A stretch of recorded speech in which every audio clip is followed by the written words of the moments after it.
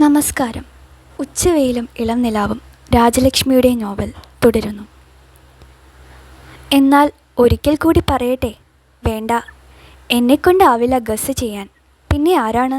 എന്നാൽ രതി പോട്ടെ. അയ്യോ, എനിക്കറിഞ്ഞുകൂടാ, എനിക്ക് വയ്യ. അതുകൊള്ളാം, കളിക്കുകയും വേണം, പോകാൻ കഴിയുകയുമില്ല. പിന്നെ എങ്ങനെയാണ്? മിനി ചോദിച്ചു. രാജൻ ചേട്ടാ, ഒന്ന് പോകൂ. ഒരിക്കൽ കണ്ടാൽ പിന്നെ ഞാനായിക്കോളാം. രതി അങ്ങോട്ട് തിരിഞ്ഞു. ഓഹോ, ഞാൻ റെഡി. അവിടെ സംശയമൊന്നുമില്ല. ആവൂ, എന്നാൽ തുടങ്ങാം നമുക്ക്. ഞാനൊരു സിഗരറ്റ് എടുത്തോട്ടെ? രാജൻ സിഗരറ്റും കത്തിച്ച് പുറത്തേക്ക് പോയി. വാക്കെന്താണെന്ന് വേഗം തീർച്ചയാക്കണം. രതി ധൃതി കൂട്ടി. എളുപ്പമുള്ളത് മതി. ആർക്കും നേരെ മനസ്സിലായിട്ടില്ല എന്താണ് ചെയ്യേണ്ടതെന്ന് ചേട്ടൻ അഭിപ്രായപ്പെട്ടു.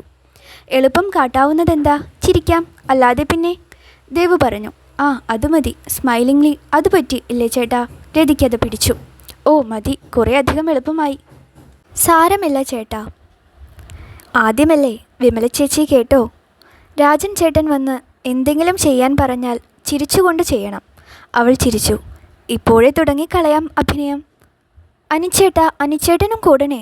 ദേവു പറഞ്ഞു. അയാളും ഒന്നും പറയാതെ ചിരിച്ചു. എന്നാൽ വിളിക്കട്ടെ? രതി ചോദിച്ചു. ഓഹോ, ചേട്ടൻ സമ്മതിച്ചു.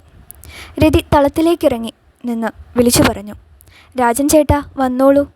ആദ്യം തന്നെ ദേവു ആ കപ്പിലൊരു കപ്പ് കാപ്പി ഒഴിച്ച് ഇങ്ങോട്ട് തരൂ. കൊതിയാണ് ചേച്ചി, ഒരു കപ്പും കൂടി കുടിക്കാൻ. പറ്റില്ല, അവനൊന്ന് എന്തെങ്കിലും തരാൻ പറയാനൊന്നും പാടില്ല, രതി പറഞ്ഞു. ഇഷ്ടം പോലെ പാടും. വേഗമാവട്ടെ ദേവു. ദേവു കാപ്പിയും കൊണ്ടെഴുന്നേറ്റു. രാജൻ്റെ അടുത്ത് ചെന്ന് നീട്ടി. സുന്ദരമായൊരു ചിരിയും. എത്ര സ്വാഭാവികമായി ചെയ്തു. കാപ്പി കുടിച്ചുകൊണ്ടിരിക്കുമ്പോൾ രാജൻ പറഞ്ഞു. രതി, ഇവിടെ നടുക്ക് വന്ന് നിന്ന് അനിയെ ഒന്ന് താണു തൊഴൂ. ഞാനില്ല കേട്ടോ കളിക്കാൻ, അനി പറഞ്ഞു.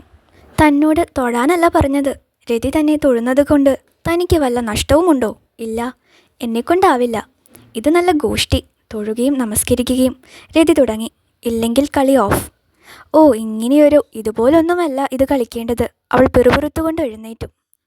മുറിയുടെ നടുക്ക് കയറ്റുപായി ഇട്ടിരിക്കുന്ന ഇടത്തുനിന്ന് അനിയുടെ നേർക്ക് ദേഹം തിരിച്ച് അവൾ തല താഴ്ത്തി തൊഴുതു. വിമലയ്ക്ക് മുഖം കണ്ടുകൂടാ. ചിരിച്ചോ? ചിരിച്ചു കാണണം. ആ ചിരിയുടെ വെളിച്ചമാണോ രാജൻ്റെ കണ്ണുകളിൽ കണ്ടത്? അനിയുടെ നേർക്ക് നിന്ന് അവൾ രാജനെയാണോ തൊഴുന്നത്? കുറച്ചു നേരത്തേക്ക് ആരും ഒന്നും മിണ്ടിയില്ല. ഇനി വിമല ആ മൂലയിൽ ഫ്ലവർ വേസിൽ നിന്ന് ഒരു പൂവെടുത്ത് ചേട്ടന് കൊടുക്കുക, രാജൻ പറഞ്ഞു. എനിക്കറിഞ്ഞുകൂടാ, ഇതവൾ പ്രതീക്ഷിച്ചതല്ല. അതൊന്നും പറ്റില്ല. രതി ഓടി വന്ന് കൈ പിടിച്ചെഴുന്നേൽപ്പിച്ചു. അവൾ മടിച്ച് എതിരെ ജനാലയ്ക്കൽ പൂക്കൾ വെച്ചിരുന്ന ഇടത്തേക്ക് നടന്നു. ഒരു വലിയ മഞ്ഞപ്പൂവാണ് എടുത്തത്. ചേട്ടൻ്റെ അടുത്തേക്ക് നടന്നത് അതിലും സംശയിച്ചാണ്. മേശയ്ക്ക് മുൻപിൽ നിന്ന് നീട്ടിയപ്പോൾ രാജൻ പറഞ്ഞു. ഇത് പറ്റില്ല, എനിക്ക് മുഖം കാണാൻ സാധിക്കണ്ടേ? ആ മഞ്ഞപ്പൂവും കയ്യിൽ പിടിച്ച് മേശയ്ക്ക് വലം വെച്ച് അവൾ ചേട്ടൻ്റെ അടുത്ത് ചെന്നു. ഇനി ചിരിക്കണ്ടേ? ഉപദ്രവം. അവൾ ചുണ്ടൊന്നു കോട്ടി. ചിരിയായോ അതോ? രാജൻ പൊട്ടിച്ചിരിച്ചു. ഇനി ആരും ഒന്നും ചെയ്യണ്ട, ഇത് മതി. ഇത്രയും കൊണ്ട് തന്നെ പറയാം, ചിരിച്ചുകൊണ്ട് എന്നോ മറ്റോ ആണ്. With a smilingly. ഛേ, വളരെ എളുപ്പമായി പോയി രാജൻ ചേട്ടന്, രതി പറഞ്ഞു. അങ്ങനെയാണ്, ബുദ്ധി ഉപയോഗിച്ചിട്ടാണ്, വെറുതെയല്ല. ഓ പിന്നെ ബുദ്ധിയല്ലേ ഇത്. ഇനി ആരാണ് പോകുന്നത്? വിമല ആ വീട്ടിലെ സ്ഥിരം സന്ദർശകരുടെ കൂടെ ചേർന്നിരിക്കുകയാണ്. എല്ലാ ഞായറാഴ്ചയും അവിടെ എത്തിയില്ലെങ്കിൽ സുഖമില്ല. ആദ്യമൊക്കെ സന്ധ്യയ്ക്ക് തിരിച്ചു പോരുകയായിരുന്നു പതിവ്. പക്ഷേ ആ നേരത്ത് തനിയെ ബസ്സിൽ പോരുന്ന ബുദ്ധിമുട്ടും ചേട്ടൻ്റെ നിർബന്ധവും കാരണം അത് നിർത്തി. രാത്രി അവിടെ കൂടി തിങ്കളാഴ്ച നേരെ ആശുപത്രിയിലേക്ക് പോവുക എന്നായി. പിന്നെ ഇതുവരെ കണ്ടുപരിചയിച്ചിട്ടുള്ളതിൽ നിന്നൊക്കെ വ്യത്യസ്തമാണ് ഈ ലോകം. സുഖക്കേടുകാരനായ ഒരു മനുഷ്യൻ, അയാൾക്കു ചുറ്റും സ്നേഹത്തിൻ്റെ മതിൽ കെട്ടിക്കൊണ്ട് വേറെ കുറേ പേർ. ആ അനിയത്തിമാർക്ക് ചേട്ടൻ എന്നതിൽ മീതെ വേറെ ആരുമില്ലേ? അമ്മയുടെ കണ്ണിലുണ്ണിയായിരുന്നു മൂത്ത മകൻ. അവർ മരിച്ചപ്പോൾ അത്രയും നാൾ ഉള്ളിൽ കൊണ്ടു നടന്ന വേദനിപ്പിക്കുന്ന വാത്സല്യത്തിൻ്റെ ഭാരവും തൻ്റെ പെൺകുട്ടികൾക്ക് പങ്കുവെച്ചു കൊടുത്തതാകണം. അമ്മയുടെ പങ്കിനും സഹോദരിമാരുടെ പങ്കിനും സ്നേഹിക്കാൻ ആ പെൺകുട്ടികൾ തയ്യാറായിരുന്നതാനും. അവരുടെ സ്നേഹത്തിൻ്റെ തണലിൽ അയാൾ തഴച്ചു വളർന്നു. അനിയത്തിമാരുടെ കാര്യം പോകട്ടെ, രക്തം കൊണ്ട് അയാളുമായി യാതൊരു ബന്ധവുമില്ലാത്ത ആ ചെറുപ്പക്കാരോ? അവരൊക്കെ അയാളിൽ എന്തെങ്കിലും ഒന്ന് കാണുന്നുണ്ടാവണം, തീർച്ച. രാജശേഖരൻ MSc പാസ്സായതാണ്. കോളേജിൽ പഠിപ്പിക്കുന്നു. ആരു പറഞ്ഞാലും കൂട്ടാക്കാത്ത നിർഭയനായ മനുഷ്യൻ. അയാളെപ്പറ്റി എന്തെല്ലാം കഥകളാണ് മിനി പറഞ്ഞിട്ടുള്ളത്. ഈ പ്രായത്തിനിടയ്ക്ക് 2 കോളേജിൽ നിന്നായി വഴക്കിട്ട് പോന്നു. മലയിൽ എവിടെയോ ജോലിയായി ഇരുന്നിട്ടുണ്ട്. അത് മതിയായപ്പോഴാണ് ഇങ്ങോട്ട് പോന്നത്. പണമുണ്ടാക്കാനും അതുപോലെ വേഗം ചെലവാക്കാനും അറിയാം. രാഷ്ട്രീയവും പൊതുപ്രവർത്തനമൊക്കെ ഉണ്ട്. ഈ തിരക്കിൻ്റെ എല്ലാം ഇടയിലും ദിവസവും 1-2 മണിക്കൂർ ചേട്ടൻ്റെ മുറിയിൽ കഴിച്ചുകൂട്ടാൻ അയാൾ മറക്കാറില്ല. അനി എന്നവർ വിളിക്കുന്ന അരവിന്ദാക്ഷൻ്റെ കാര്യം പിന്നെ പറയാനില്ല. നെടുംപുളിക്കലെ മുറ്റത്തും അകത്തുമായിട്ടാണ് അയാൾ വളർന്നത് തന്നെ. ദേവുവാണതൊക്കെ പറഞ്ഞത്. മിനിക്ക് അനിയെപ്പറ്റി അധികം സംസാരിക്കുന്നത് ഇഷ്ടമല്ല. അയൽപ്പക്കത്തെ പാവപ്പെട്ട വീട്ടിലെ കുട്ടിയെ അവരുടെ അമ്മ മകന് കളിത്തോഴനായി വിളിച്ചുകൊണ്ട് വന്നതാണ്. കൊച്ചു സഞ്ചിയും കുടയും തോളത്തു തൂക്കി സ്കൂൾ വിട്ട് അവൻ ചിരിച്ചു കളിച്ച് ഓടി വരുന്നത് ബംഗ്ലാവിൻ്റെ ജനാലയിൽ കൂടി നോക്കി നിന്നപ്പോൾ അവർ അനുഭവിച്ച അസൂയയുടേതായ വേദന അതേ വേഗത്തോടെ അവൻ തൻ്റെ മകൻ്റെ അടുത്തേക്ക് ഓടി വരുമ്പോൾ നന്ദിയുടെ പുഞ്ചിരിയായി മാറിയിരുന്നിരിക്കണം. സുഖക്കേടുകാരൻ കുട്ടിയുടെ ശുണ്ഠിയും ദേഷ്യവുമൊക്കെ സഹിച്ച് അയാളുടെ ഒപ്പം വളർന്നവനാണ് അനി. പക്ഷെ വാസ്തവത്തിൽ രാജനുമായുള്ള അടുപ്പം ഈ അനിയുമായി ഇന്നുണ്ടോ? ആ പുസ്തകജീവികളുടെ നടുക്ക് ഇപ്പോൾ അയാൾ ശരിക്കും ഒരധികപറ്റല്ലേ? മറ്റവരെ പോലെ പുസ്തകം വായിക്കാൻ അയാൾക്ക് സമയമുണ്ടോ? കാലത്ത് 8-ന് പോയാൽ വൈകുന്നേരം മണി 5 കമ്പനിയിൽ നിന്ന് തിരിച്ചെത്തുമ്പോഴേക്കും ബർണാഡ് ഷായും സോമർസെറ്റ് മോമും ഒന്നും അയാൾ വായിച്ചു കാണില്ല. ആറ്റം ശക്തി മുതൽ കുരുമുളകിൻ്റെ കമ്പോള നിലവാരം വരെയുള്ള കാര്യങ്ങളെപ്പറ്റി ഒന്നും പ്രസംഗിക്കാനും അയാളെക്കൊണ്ടാവില്ല. കോളേജിൽ കയറിയിട്ട് തന്നെയില്ല. 1-2 കഥകളി പദങ്ങൾ അല്ലാതെ പാട്ടും വശമില്ല. ഒരു കമ്പനിയിലെ ക്ലാർക്ക് ഉദ്യോഗം കൊണ്ടാണ് അയാൾ കഴിയുന്നത്. ബസ്സിറങ്ങി നെടുംപുളിക്കലേക്ക് വരുന്ന വഴി കാണാം അയാളുടെ കൊച്ചുവീട്. വാടക വീട് സ്വന്തമല്ല. എന്നിട്ടും പറമ്പ് മുഴുവൻ കൃഷിയാണ്. വാഴയും പച്ചക്കറികളും എല്ലാമുണ്ട്. ഒക്കെ അയാൾ തന്നെ ഉണ്ടാക്കിയത്. പഴയ പതിവ് വിടാൻ വയ്യാത്തതുകൊണ്ടായിരിക്കണം അയാൾ ഇപ്പോഴും ഇടയ്ക്കിടയ്ക്ക് അവിടെ വരുന്നത്. ആരും അയാളെ ഗൗനിക്കാറില്ല, ദേവു ഒഴിച്ച്. അയാളെ കളിയാക്കലാണ് രതിക്ക് വിനോദം. അയാളുടെ കഥകളിപ്രാന്ത് പറഞ്ഞ് എന്ത് ചിരിച്ചിരിക്കുന്നു. തായമ്പകയും മേളവുമൊക്കെ അയാൾക്ക് ഭ്രമമാണത്രേ. അതിനെപ്പറ്റിയുമുണ്ട് രതിക്ക് കുറേ കഥകൾ. തൃശ്ശൂർ പൂരത്തിന് പോയതോ ആന ഓടിയതോ എന്തൊക്കെയോ. അയാൾക്ക് ഒരു കൂസലുമില്ല ഇതൊന്നും കേട്ടാൽ. അയാളെ പറയുന്നവർ തോൽക്കുകയുള്ളൂ. രാജനും അനിക്കും പുറമെ പിന്നെയുമുണ്ട് ചേട്ടൻ്റെ സംഘത്തിൽ ആൾക്കാർ. ഒരു ഭാസ്കരനുണ്ട്, ഒരു എഞ്ചിനീയറുടെ മകൻ. അയാൾ വരുമ്പോൾ കൂടെ അയാളുടെ കൂട്ടുകാർ 2-3 പേർ എന്നും ഉണ്ടാകാറുണ്ട്. അടുത്തൊരു വായനശാലയുണ്ട്. അവിടുത്തെ സെക്രട്ടറിയെയും കാണാം ചിലപ്പോൾ. ഇവരൊക്കെ വല്ലപ്പോഴുമേ ഉള്ളൂ. എന്നും വരുന്നവർ രാജനും അനിയുമാണ്. ആണുങ്ങൾ എല്ലാവരും മുറിയിൽ ചുറ്റുമിരുന്നാൽ ബഹളമാണ്. പിന്നെ പാട്ടും മേളവും ഒരു വക. എന്തെങ്കിലും ഒന്ന് പിടിച്ച് തർക്കിച്ചു തുടങ്ങിയാൽ പിന്നെ ചെവി കേൾക്കണ്ട. പുതിയ സ്ഥലത്ത് പുതിയ ചുറ്റുപാടുകളുമായി ഇണങ്ങാൻ വിഷമിക്കുന്ന സമയത്ത് അവിടെ കഴിച്ചുകൂട്ടുന്ന സമയം വിമലയ്ക്ക് സ്വർഗമായിരുന്നു. അങ്ങനെ പതുക്കെ പതുക്കെയാണ് ഞായറാഴ്ച വൈകുന്നേരം പോയി പിറ്റേ ദിവസം വരിക എന്നുകൂടി ആയത്. അവിടുത്തെ സമ്മേളനങ്ങൾ അത്രയ്ക്ക് അങ്ങ് ഇഷ്ടപ്പെട്ടു തുടങ്ങി. അധികമാരുമില്ലാത്ത രാജനും അനിയും മാത്രമുള്ള ദിവസങ്ങളാണ് രസം. ആ സദസ്സുകളിൽ സ്ത്രീജാതിയിൽ അന്യയായിട്ട് ഞാൻ മാത്രമേയുള്ളൂ എന്നവൾക്ക് പലപ്പോഴും തോന്നും. അപ്പോഴൊക്കെ തീർച്ചയാക്കും അവിടെ ഇങ്ങനെ എപ്പോഴും പോകുന്നതും നിർത്തണമെന്ന്. പക്ഷേ ഞായറാഴ്ച ആകുമ്പോൾ വിചാരിക്കും ഇത്തവണ കൂടി അടുത്ത തവണ പോവില്ല തീർച്ച. ഇത് ഓരോ ആഴ്ചയും ആവർത്തിക്കും. ഞായറാഴ്ച ഉച്ചതിരിഞ്ഞ് കൂട്ടുകാർ സിനിമയ്ക്കും പാർക്കിലേക്കുമൊക്കെ പോകുമ്പോൾ അവരുടെ കൂടെ കൂടാതെ ഒറ്റയ്ക്ക് ആ ബസ് സ്റ്റോപ്പിൽ ചെന്ന് തിക്കി തിരക്കി ബസ്സിൽ കയറിപ്പറ്റി അവിടെ വരെ പോകാൻ പ്രേരിപ്പിക്കുന്ന ശക്തി എന്താണ്? പൂമ്പാറ്റ പോലെ പറന്നു നടക്കുന്ന രതി, മറ്റുള്ളവരുടെയും കൂടി കുരിശ് ക്ഷീണിച്ച് തോളത്ത് ചുമക്കുന്ന ദേവു, മിനിയുമായിട്ടാണ് ആ വീടിനോട് ബന്ധം തുടങ്ങിയതെങ്കിലും ഇപ്പോൾ വാസ്തവത്തിൽ അവളോടാണ് അടുപ്പം കുറവ്. പണ്ട് ഹോസ്റ്റലിൽ ഒന്നിച്ചു താമസിച്ചിരുന്ന കാലത്ത് തന്നെ മിനി അധികം സംസാരിക്കാറില്ല. ഇപ്പോൾ അതിലും മൂകയാണ്. ഇവരിൽ ആരാണ് അവളെ ആകർഷിച്ചത്? പ്രത്യേകിച്ച് ആരെങ്കിലുമോ? അതോ ഇവർ എല്ലാം കൂടിച്ചേർന്ന ഒരു മായിക ലോകമോ? രാജൻ, കറുത്ത പുരികങ്ങൾക്ക് താഴെ അറ്റം തൊടുത്ത വലിയ കണ്ണുകളും ഭയങ്കര മീശയും. രാജൻ, ആ മുഴങ്ങുന്ന ഒച്ച. ഇടയ്ക്ക് ചില നാടകാഭിനയങ്ങളുണ്ട് അവർക്ക്. ആ ഒച്ചയുടെ ഗാംഭീര്യം ശരിക്കറിയുക അപ്പോഴാണ്. രാജനും അനിയും മാത്രമുള്ള ദിവസങ്ങളിലാണ് നാടകം കളിക്കുക. അനി എല്ലാം കേട്ടിരിക്കുന്നതല്ലാതെ അയാൾ ഈ കളികളിൽ എന്തിലെങ്കിലും ചേർന്ന് ഒരിക്കലും കണ്ടിട്ടുമില്ല. പ്രത്യേകിച്ച് വേഷമൊന്നും കെട്ടാതെ ഏതെങ്കിലും നാടകമെടുത്ത് അതിലെ ഓരോരോ ഭാഗങ്ങൾ ഓരോരുത്തർ വായിക്കും. എന്തു രസമാണത് കേൾക്കാൻ. രാജൻ്റെ മുഴങ്ങുന്ന ഒച്ചയിൽ അനിയത്തിമാരുടെ കൂട്ടത്തിൽ ദേവുവിനാണ് വാസ്തവത്തിൽ ഈ നാടകം കളിക്കുന്നതിൽ ഏറ്റവും താല്പര്യം. അവൾ അതൊന്നും പുറത്തു പറഞ്ഞു കേട്ടിട്ടില്ലെങ്കിലും അവളുടെ ആ നേർത്ത ശബ്ദത്തിൽ ഉറക്കെ വായിക്കുമ്പോൾ വാക്കുകളിലെ ചിരിയും കരച്ചിലും ശബ്ദത്തിൽ തുളുമ്പി നിൽക്കും. എന്തൊരു മാതിരിക്കാരിയാണവൾ! ആ സഹോദരിമാരിൽ ഏറ്റവും കൂടുതൽ വായിക്കുന്നത് അവളാണ്. ആ വീട്ടിലെ സർവ്വകാര്യങ്ങളും അന്വേഷിക്കുന്നതിനിടയ്ക്ക് എവിടെ നിന്നാണ് ഇത്രയുമൊക്കെ വായിക്കാൻ സമയമുണ്ടാക്കുന്നത്? ശരിക്കും എല്ലാ കാര്യവും അവളല്ലേ? സാമ്പത്തിക വിഷമം കൂടിയുണ്ടോ എന്തോ? പണമുള്ള തറവാടാണ് എങ്കിലും കുഴിച്ചാൽ കുഴിയാത്ത മലയുണ്ടോ? ചെലവല്ലാതെ വരവില്ല. എന്തൊരു കുടുംബം! മണ്ണിൽ ചവിട്ടി നിൽക്കുന്നവർ ആരുമില്ലേ? എല്ലാം സ്വപ്നജീവികൾ. അനിയത്തിമാർ മാത്രമാണോ? ആ ചേട്ടൻ 3 പെൺകുട്ടികൾക്ക് ഒരേ ഒരാങ്ങള. എന്നിട്ടും ആ ചേട്ടനിൽ അവർ കാണുന്നതൊന്നും തനിക്ക് കാണാൻ പറ്റാത്തതെന്തുകൊണ്ട്? അവളോട് എന്ത് കാര്യമായാണ് പെരുമാറുക? എന്നാലും ആശുപത്രിയിൽ അധിക സമയവും രോഗികളുടെ ഇടയിൽ കഴിച്ചുകൂട്ടി ശാരീരിക സുഭഗതയ്ക്ക് അത്രയ്ക്ക് പ്രാധാന്യം കൽപ്പിച്ചിരുന്നു എന്നതുകൊണ്ടാണോ? വിഷാദം പുരണ്ട ആഴം കാണാത്ത കണ്ണുകളും ചുരുളിച്ചയുള്ള മുടിയുമായി പുല്ലാങ്കുഴൽ ചുണ്ടത്ത് ചേർത്ത് രഘുനായകനെയല്ല രാധാ കാമുകനെ ഓർമ്മിച്ചുകൊണ്ട് അയാൾ മേശയ്ക്ക് പിന്നിൽ ഇരിക്കുമ്പോൾ പോലും അവൾ അയാളുടെ ആ വളഞ്ഞ ശോഷിച്ച കാലുകളെയാണ് ഓർമ്മിക്കുക.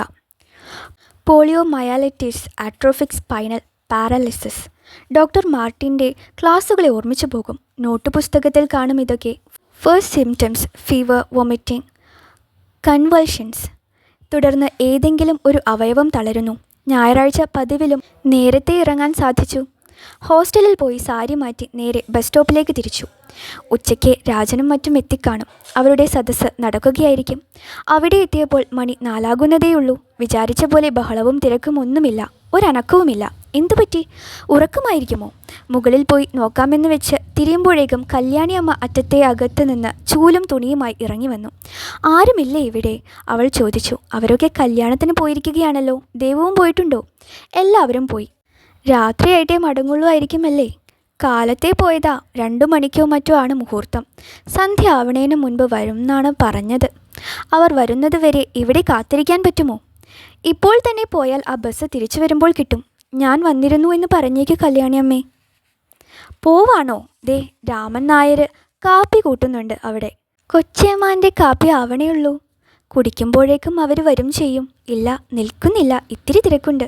അപ്പോഴേക്കും ശബ്ദം കേട്ട് അകത്ത് നിന്ന് കസേര ഉരുട്ടിക്കൊണ്ട് ചേട്ടൻ വന്നു.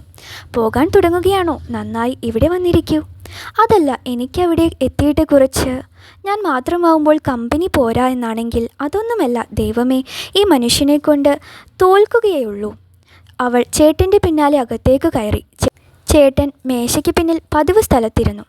അവളും ഇരുന്നു. കുറച്ചു നേരത്തേക്ക് 2 പേരും ഒന്നും മിണ്ടിയില്ല. അവസാനം എന്തെങ്കിലും പറയാൻ വേണ്ടി പറയുന്നത് പോലെ ചേട്ടൻ തുടങ്ങി. മേശപ്പുറത്ത് കിടന്ന ഒരു പുത്തൻ പുസ്തകം കയ്യിലെടുത്തു നീട്ടിക്കൊണ്ട്. കമല മാർക്കണ്ഡേയുടെ പുതിയ നോവലാണ്, നെക്ടർ ഇൻ ദി സീവ്. വായിച്ചിട്ടുണ്ടോ?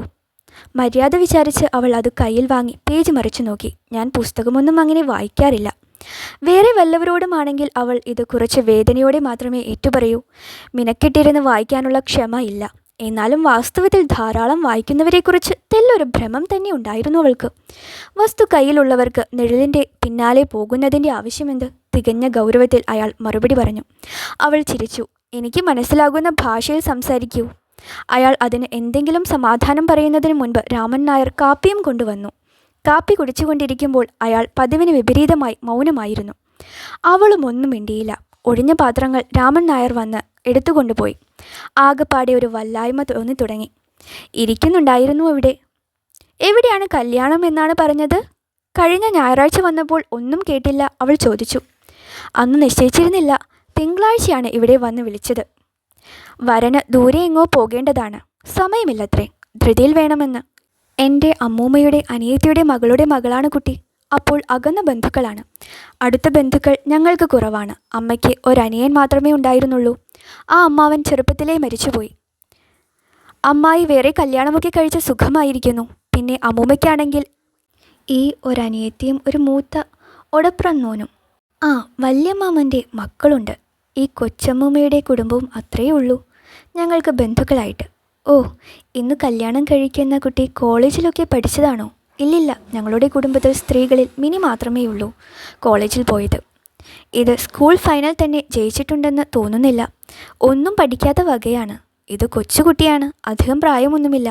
അയാൾ കുറച്ചു നേരത്തേക്ക് നിർത്തി. ലവ് മാരേജാണ്. അവൾ ചിരിച്ചു. അതായത് അയാളുടെ ഭാഗത്ത് മാത്രം.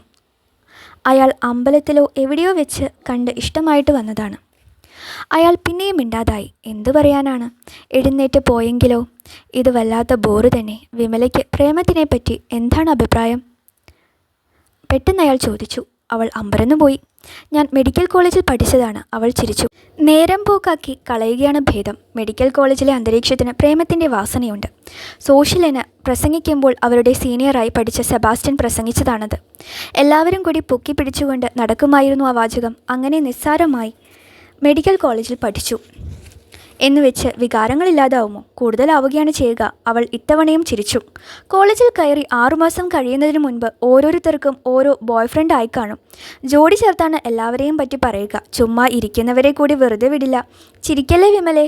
ജീവിതത്തിൽ കവിതയും സൗന്ദര്യവും. അയ്യോ, എനിക്കിതൊന്നും ദഹിക്കില്ല, അവൾ ഇടയ്ക്ക് കയറി പറഞ്ഞു. ഇതൊക്കെ പുസ്തകത്തിൽ മാത്രമുള്ളതാണെന്ന് ഞാനും വിചാരിച്ചിരുന്ന കാലമുണ്ടായിരുന്നു. അയാൾ കുറച്ചു നേരത്തേക്ക് നിർത്തി. അങ്ങനെയല്ല, എന്നെ പഠിപ്പിച്ചത് വിമലയാണ്. ഞാനെന്തു ചെയ്തു എന്നാണ്? വിമല അമ്പരക്കുന്നതിൽ എനിക്ക് അതിശയമില്ല.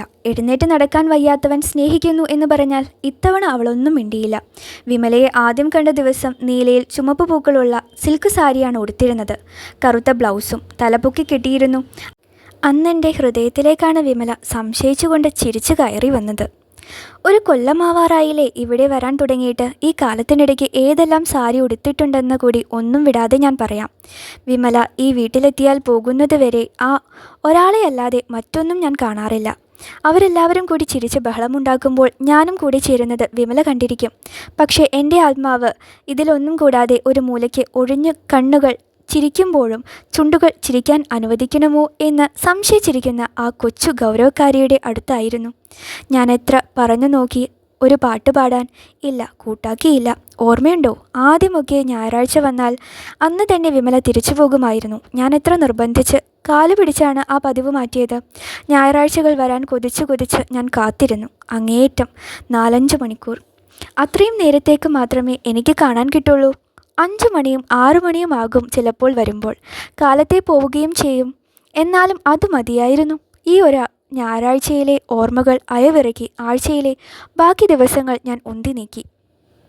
തിങ്കളാഴ്ച മുതൽ തുടങ്ങും എണ്ണാൻ. ഇനി 5 ദിവസം, 4 ദിവസം, 3 ദിവസം. അങ്ങനെ അവൾ ഒന്നും പറഞ്ഞില്ല. എന്താണ് പറയേണ്ടതെന്ന് തോന്നിയില്ല. വിമലയ്ക്ക് അറിഞ്ഞുകൂടാ എൻ്റെ ജീവിതം എന്താണെന്ന്. അയാൾ പിന്നെയും തുടങ്ങി. എൻ്റെ അനിയത്തിമാർ വിശ്വസിക്കുന്നു എനിക്ക് സുഖമാണെന്ന്. എൻ്റെ വേദന അവരെ അറിയിക്കുന്നതെങ്ങനെ? ഈ പുസ്തകങ്ങളും കൊച്ചുമുറിയും ഇതിൽ എൻ്റെ ആത്മാവിന് തൃപ്തി കിട്ടുമോ? ദൈവത്തിൻ്റെ നല്ല ലോകത്തിലെ ചൂടും വെളിച്ചവും എൻ്റെ അടുത്തേക്ക് കൊണ്ടുവന്നത് വിമലയാണ്. ഈ ജനാലക്കമ്പികൾക്കിടയിൽ കൂടി മാത്രമേ ഞാനതുവരെ ലോകം കണ്ടിരുന്നുള്ളൂ. അന്വേഷിച്ചങ്ങോട്ട് ചെല്ലാമായിരുന്നില്ലേ ചൂടും വെളിച്ചവും? എന്നാൽ ലോകം കാണുകയും ചെയ്യാമായിരുന്നല്ലോ. അവൻ പറഞ്ഞു. പണ്ടും പരാതി പറയുന്നത് സഹിക്കാനാവില്ല. 2 കാലുമില്ലാതെ. കാലില്ല, ശരി. അതിങ്ങനെ പാടിക്കൊണ്ടിരിക്കുന്നതെന്തിന്? കാലും കൈയും ഇല്ലാത്തവർ ജീവിക്കുന്നില്ലേ? ഒരു പരാധീനത ഉണ്ടെങ്കിൽ. അവൾ പെട്ടെന്ന് തലേന്ന് ആശുപത്രിയിൽ കണ്ട ഒരു കുട്ടിയെ ഓർമ്മിച്ചു. കാൽ രണ്ടും വളഞ്ഞ് ശോഷിച്ച് തൊട്ടാൽ പഴംതുണി പോലെ. വിമലയ്ക്ക് അറിഞ്ഞുകൂടാ അതെന്താണെന്ന്. കാലും കൈയും ഒക്കെ ഉള്ളവർക്ക് അതില്ലാതിരുന്നാൽ എങ്ങനെയാണെന്ന് മനസ്സിലാകുമോ? ഒക്കെ മനസ്സിലാക്കാം. അവനവൻ അനുഭവിച്ചത് മാത്രമേ മനസ്സിലാകൂ എന്നാണെങ്കിൽ അവൻ മനുഷ്യനാണോ? അങ്ങനെ മനസ്സിലാക്കലല്ല, സ്നേഹമാണ് എനിക്ക് വേണ്ടത്. വിമലയുടെ ഗൗരവം നിറഞ്ഞ കൊച്ചു ഹൃദയം. അവൾ അത് ശരിക്കും കേട്ടില്ല. അത്രയ്ക്ക് പതുക്കെയാണ് അയാൾ പറഞ്ഞത്. കാലില്ലെങ്കിലും കൂടി അതിന് പകരം കൂടി കണ്ട് ബുദ്ധി തന്നിട്ടുണ്ടല്ലോ ദൈവം. നിങ്ങളുടെ അറിവും ബുദ്ധിയും ഉപയോഗിച്ച് നിങ്ങളല്ലാതെ ആരാണെങ്കിലും ഈ മുറിക്ക് അകത്തിരുന്ന് ഞാൻ എന്തു ചെയ്യും? അയാൾ ചിരിച്ചു, രക്തസാക്ഷിയുടെ മട്ടിൽ. ആ ചിരിയാണ് അവളെ ശുണ്ഠി പിടിപ്പിച്ചത്. ട്രാജിക് ഹീറോ ആവാൻ പുറപ്പെട്ടിരിക്കുന്നു. ഈ നാടകവും സംഗീത സദസ്സും ചർച്ചായോഗങ്ങളും നടത്താനാവുമില്ലേ?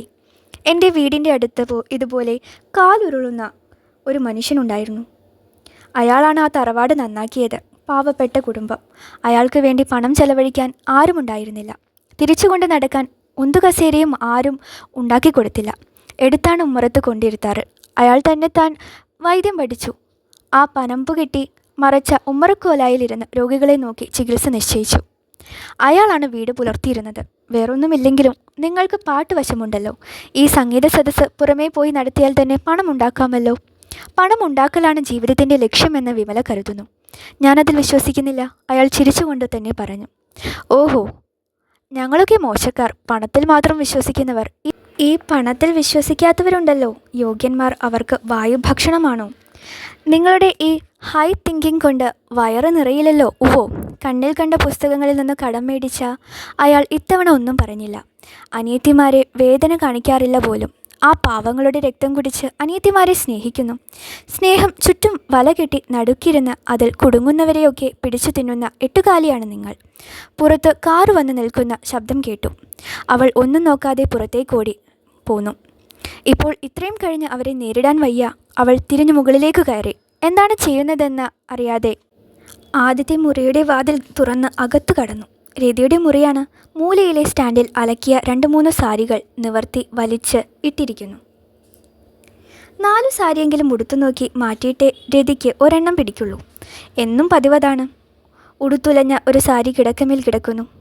അതുവരെ ഉടുത്തുപോകാൻ സമയത്ത് അഴിച്ചിട്ടതായിരിക്കണം. അത് നീക്കിയിട്ട് വിമല കിടക്കയിലിരുന്നു. വിരിപ്പിന്മേൽ നിറച്ച പൂക്കളും ഇലകളും തുന്നിയിട്ടുണ്ട്. നിവർത്തിയിട്ടിരിക്കുന്ന സാരികളും മേശവിരിയും കിടക്കവിരിയുമെല്ലാം കൂടി എന്തെല്ലാം നിറങ്ങൾ!